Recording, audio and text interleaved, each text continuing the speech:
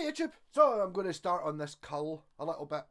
I need to get rid of some stuff. I've got too much. This is my 1985 Aria Pro 2 laser bass. Laser electric. Classic. There's two in the range. There's the classic and there's the heritage. I've got the heritage guitar there. In the bass terms, the difference is the active circuit. The heritage one doesn't have an active circuit, which is the same active circuit you get in a West Tone Thunder 1A or 2A or 3A. But basically, it basically is a West Tone Thunder, but a slightly different shape. So made in the Matsumoku factory in Japan, 85. Goto Aria Pro branded tuners, laminate neck, you know, all the good stuff. Overspec bridge, big solid lump, cool notched knobs, active EQ, three-way pickup selector, so you've got a kind of P bass pickup and a jazz bass, so it's like a PJ configuration. It's a bolt-on neck, as you can see. It's 34-inch long scale. Yeah, so this I was kind of reminded I had this. Someone sent me a picture. There's a Phil Lynott from Thin Lizzy with two of these. So he played them for that photo. I don't know if I've seen him play Aria Pros. He was a big Ibanez Roadstar bass user, and basically again it's a similar sort of thing. 80s Japan, proper top quality pro guitar. The other thing that this is the Cliff Burton from Metallica. If you've never looked up For Whom the Bell Tolls, there's a live video, which is my favourite Metallica song, but it's got to be the live one. The studio album doesn't sound as good, but it's got a big wah-wah fuzz bass intro, and he's basically, his Aria bass is from the same page as the Aria catalogue, so it's got the same bridge. His has only got one pickup. It's got the same, like what I think is exactly the same neck. The difference is his is the RS body shape. This is more like a P bass, so his is a little bit of a different shape, but it's basically the same one. You know, not a tribute to or blah blah blah. He could have chosen this one instead. A similar, you know, the same bass. So definitely got some Metallica things. You can also get, rather than get the actual Cliff Burton one, there's another one which is the same body shape, but it's got a Fender type headstock on it, so you could swap them over and end up with a Cliff Burton one, which is, it's nothing special. Well, it's a, you know, obviously it's special, but it's not like, it wasn't an exceptional one in the line. It was just, wasn't even the most expensive one. The one that you see that they make now, after he'd got the proper endorsement and stuff like that, obviously that was a more fancy one. It's got like lots of gold on it and stuff, but the actual one he played when he'd bought it, that's basically this sort of thing. Yeah.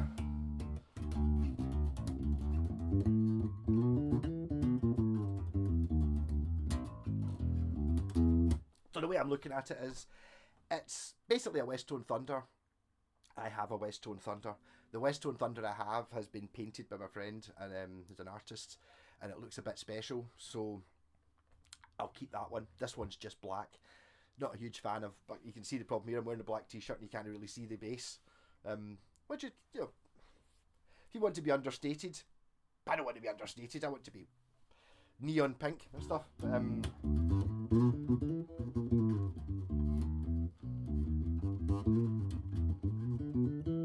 So the EQ system, that's it on. So when it's off, the tone control is notched in the centre, so it doesn't do anything for the top half, but it does for the bottom half. So that at the centre point, it's like having the tone control. This is in passive mode. Doesn't do anything between the centre and fully on, but when you tone it off, it works the same as a tone control on a normal bass. So it's basically just like having the tone control, but only does half as much. But if you put the active boost on, bang, in the centre,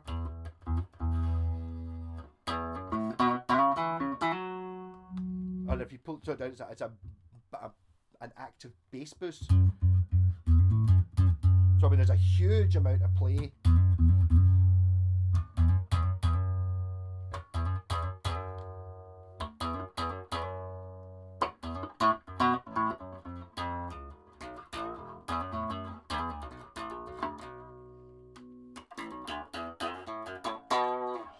lot of these are more your poppy slappy sounds, which is not really what I need. I would just basically just use the P bass pickup. That's what I've been using, and it's great for that.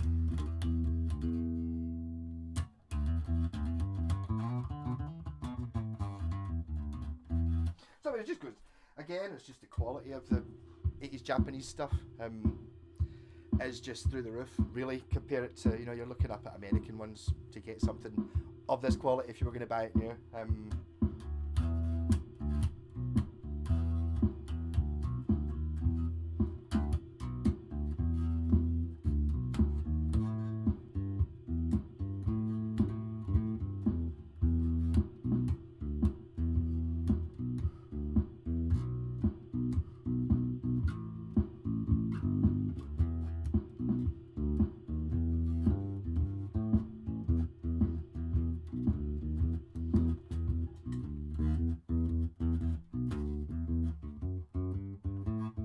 I've got the volume down quite low on this so the microphone actually picks it up.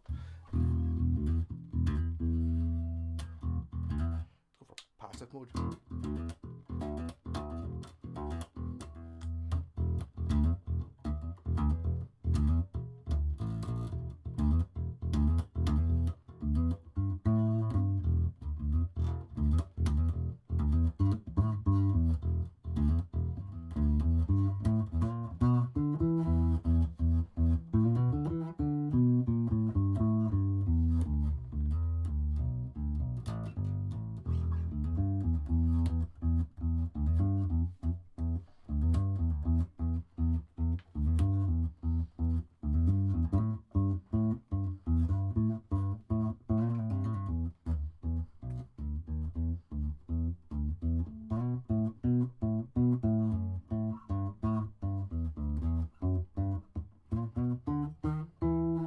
So I'm playing a wee bit of blues because I think I might actually be joining a blues band just to fill in for like a rehearsal, a couple of weeks of rehearsals just to help them out, sort of thing. One of Scott's pals. I've just been watching a little bit of music there. They've got like backing singers and a couple of saxophone players. So it could be a lot of fun. I'm just sitting there thinking blues, but it's kind of thinking, if I could do a wee bit of the Jerry Chef thing, like Elvis in Vegas, that bass player, the guy who was also in the Doors, yeah, I can. That'll be my approach into it.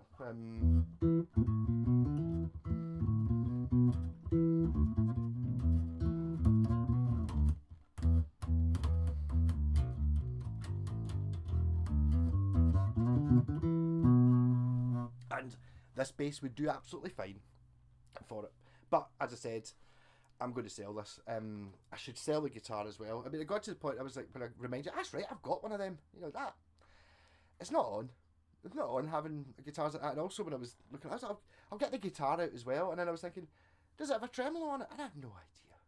It does. It's got a Strat trem.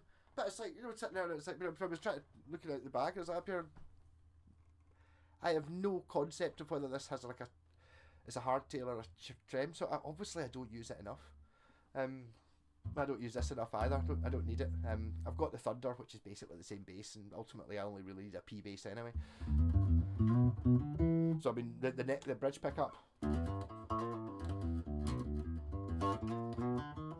I don't need that sound. For the active, you can make it even thinner.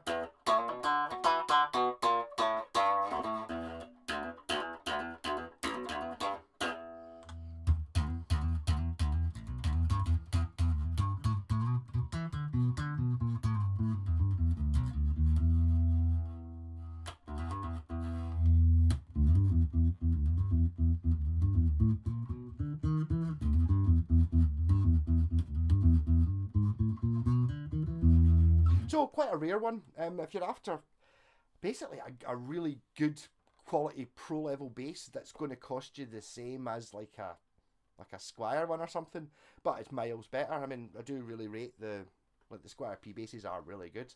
This is really, really good though. All this, I'm getting comments like, it's all bullshit about Japanese guitars. No, it isn't. It's just not. I mean, this put this up against like a Mexican P bass or something like that, and it's just better.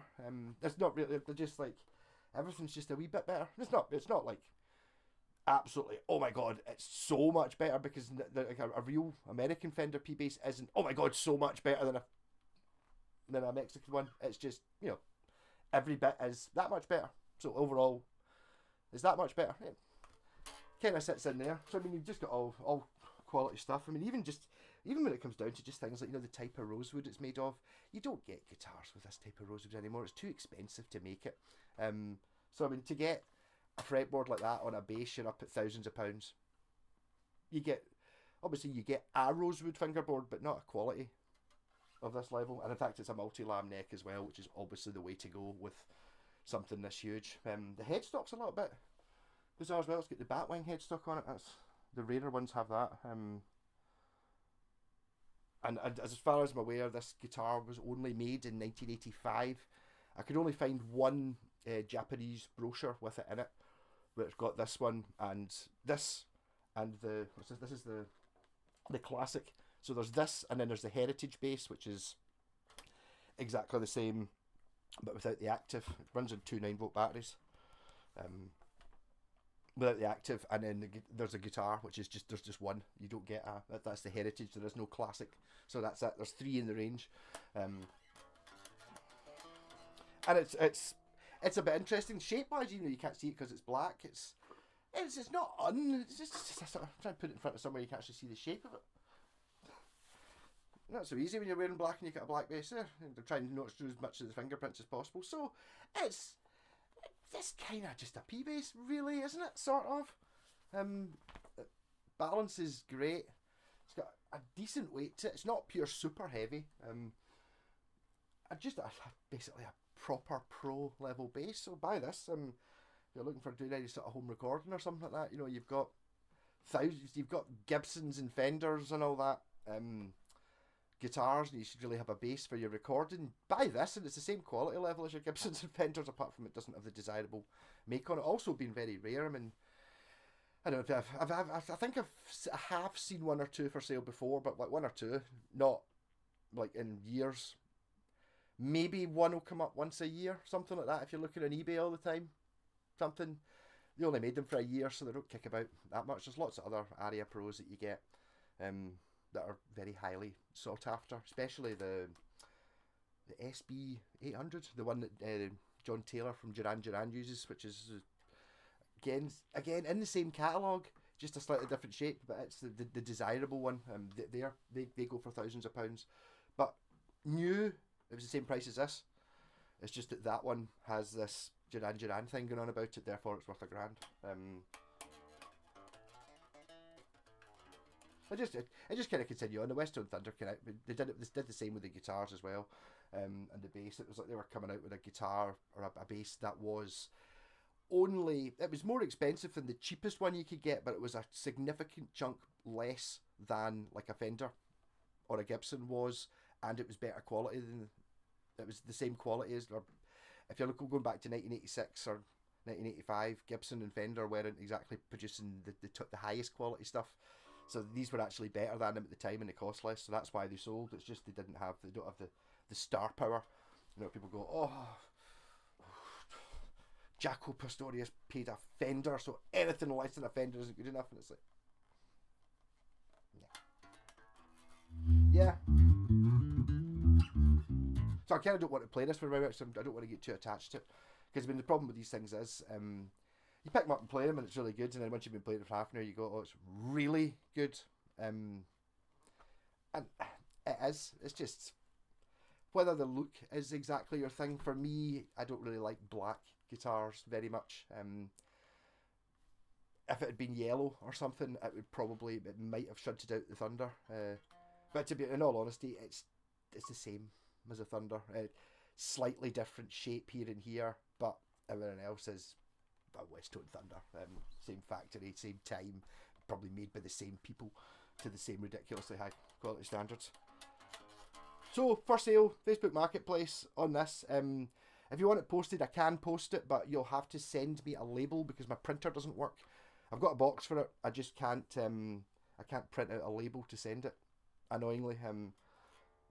I might have to do that anyway to try and get the proper range, because somebody like an Aria Pro collector will go nuts for something like this because it's pure rare.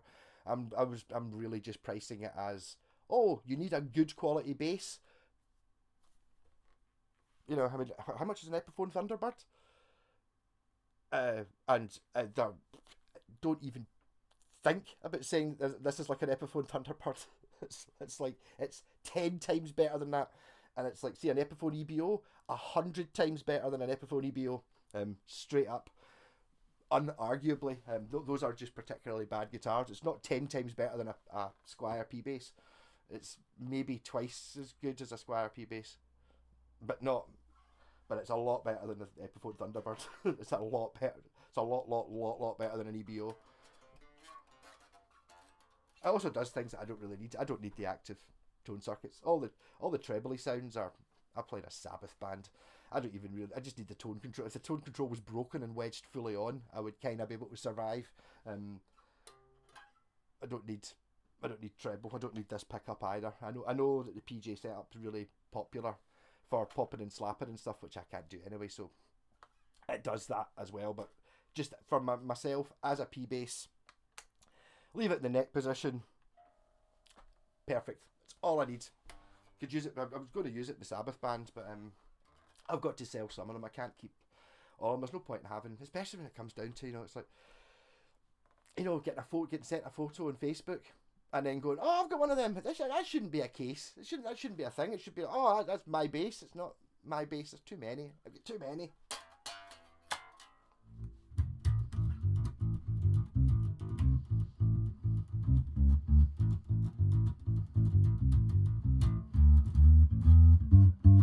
I should also add that it's been set up and it plays absolutely amazing.